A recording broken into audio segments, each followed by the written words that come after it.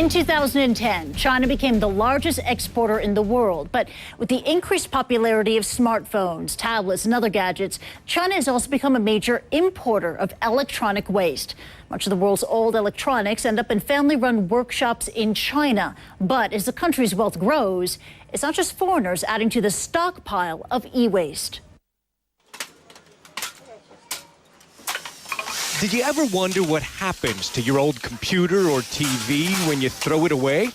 Chances are some of your electronic junk ends up here in China, the world's biggest dumping ground for electronic waste.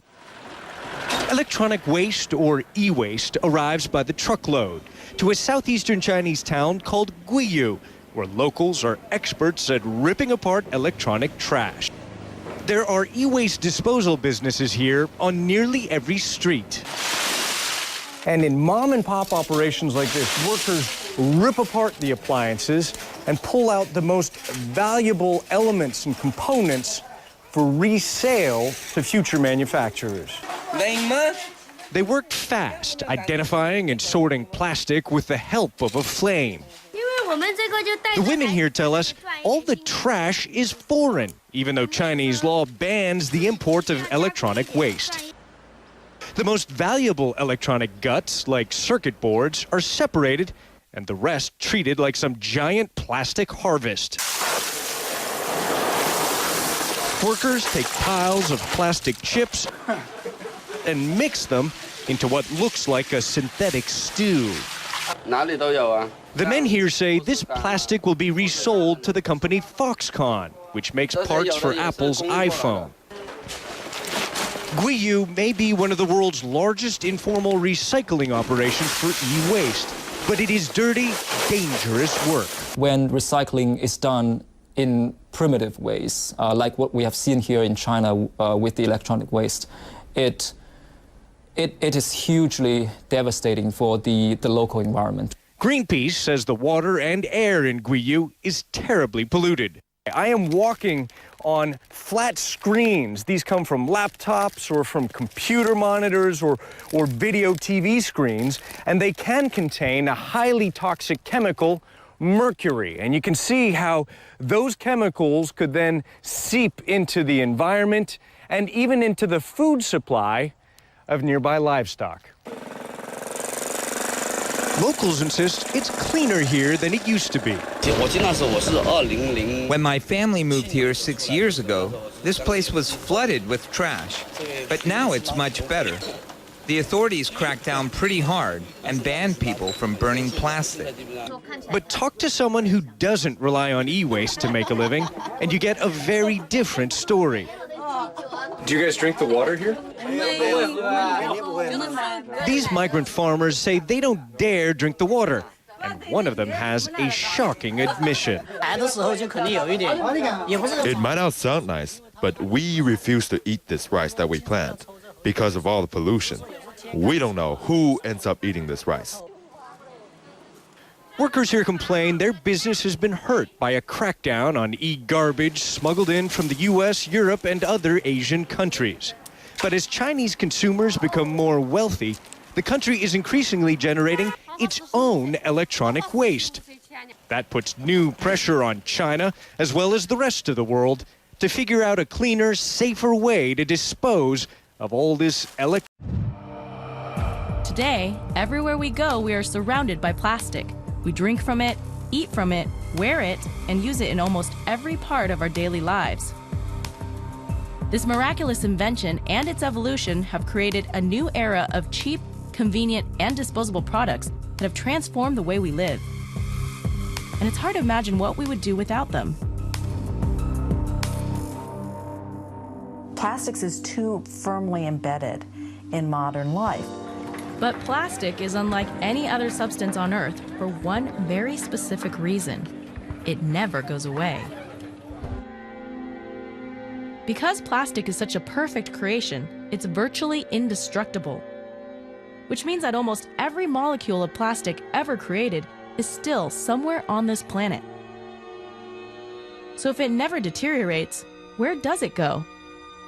Have you heard of the Great Pacific Garbage Patch? No, I haven't. No. The Great Pacific Garbage What?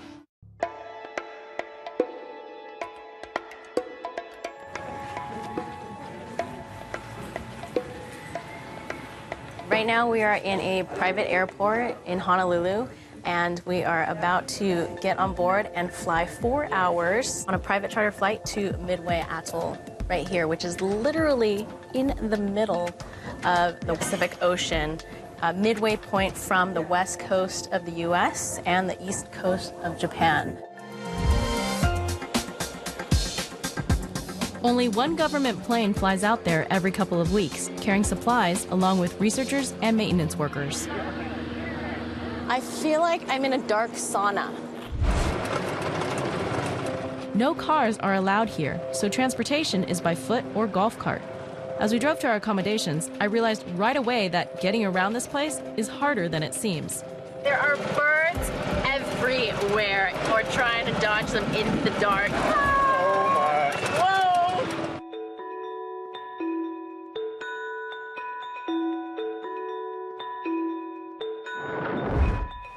Located at the top of Papahanaumokuakea Marine Monument, it is home to a vast array of wildlife. More than 2 million albatross nest here for part of the year. That's about 70% of all the Laysan albatross in the world. There's no one in sight except for me and you and the albatross and a whole lot of plastic. In this small, remote place with very few people, tens of thousands of pounds of garbage wash up on our beaches every year. Clean it up, so this will be just the accumulation in 4 months' time. What is this? It's like a melted piece of plastic. It looks like plastic spaghetti.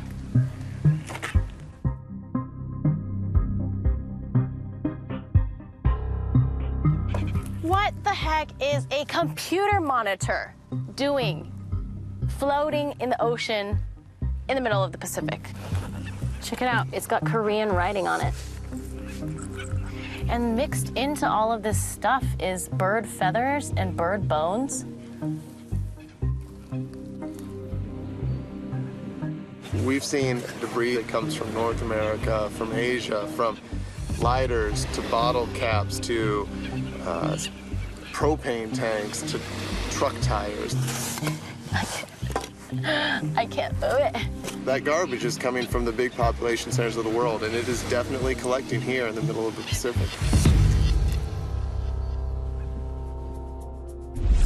The biggest landfill in the world, it turns out, is our ocean. We just are starting to realize that. These ecosystems are very connected. If the oceans are in trouble, we humans are in trouble. We don't realize how much we're threatening our own existence. If there's some way to bring this issue to someone sitting watching their TV, somehow we just have to make these issues personal. My name is Angela Sun, and this is my journey to find out what the stuff we throw away is doing to our oceans and what it's doing to us.